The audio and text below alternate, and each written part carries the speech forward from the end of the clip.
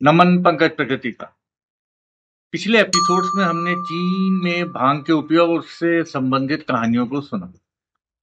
इस एपिसोड में हम जापान में भांग के उपयोग और उसकी कहानियों के बारे में सुनेंगे।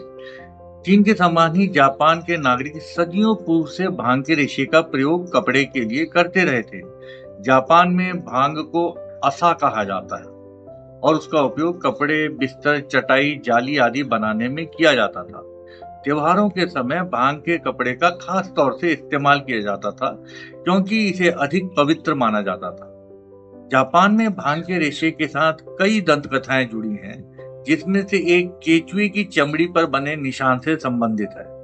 जापान की इस दंत कथा के अनुसार जापान के गांव में दो महिलाएं रहती थीं। दोनों महिलाएं भांग के रेशे से कपड़े बनाती थी। उसमें से एक महिला भांग के महीन रेशे बनाकर उससे कपड़े बनाती थी, पर उसका काम बहुत धीमा था। उसके पड़ोस में रहने वाली दूसरी महिला बहुत तेज काम करती थी, पर उसके बनाए कपड़े मोटे होते थे। उस गांव में एक मेला लगता था जिसमें महिलाएं अपने सबसे बेहतरीन बनाए हुए कपड़े पहनकर जाती थी। वो मेला करीब आ रहा था और दोनों महिलाओं ने मेले के लिए कपड़े बुनने शुरू कर दिए।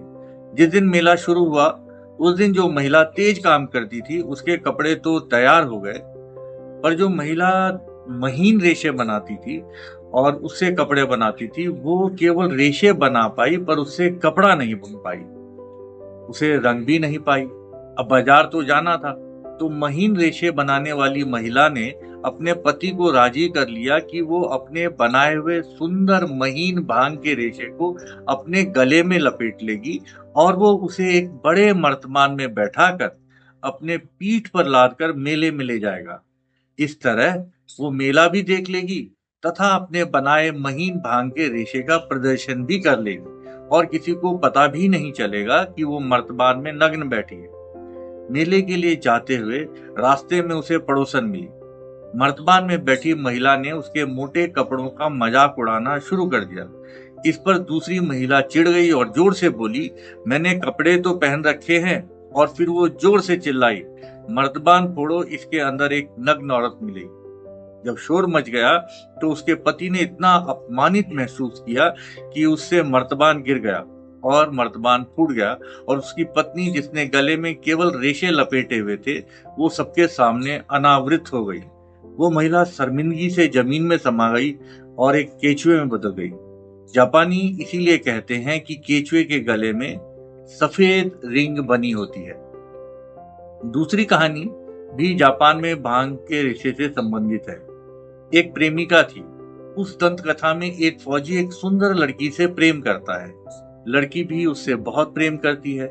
कुछ समय पश्चात उस फौजी को जाना था, तो वो उस लड़की को अपना नाम और पता बताए बिना जाने के लिए विदा मांगने आया।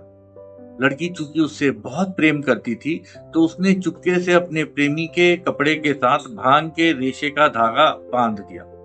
यह रेशा बहुत बड़े भांग के रेशे के गोले का हिस्सा था। जब उसका प्रेमी चला गया तो वो धागे का पीछा करते हुए एक मंदिर तक पहुंची और उसने पाया कि धागा तो मंदिर में भगवान के कपड़े के साथ बंधा हुआ है, तो उसका प्रेमी और कोई नहीं, स्वयं भगवान थे। इन दंत कथाओं के अलावा भी जापान की सभ्यता में भांग का रेशा प्रेम और ब्याह का अभिन्न अंग रहा था। प्रेमी और प्रेमिका भांग के रेशे को वृक्षों पर इस प्रकार शुभता के साथ बांधते हैं कि उनका रिश्ता भी ऐसा ही मजबूत हो। जापान में जब लड़के वाले किसी लड़की को शादी के लिए पसंद कर लेते थे, तो लड़की वालों के घर पर भांग के रेशे से बने हुए सुंदर सुंदर उपहार भेजते थे।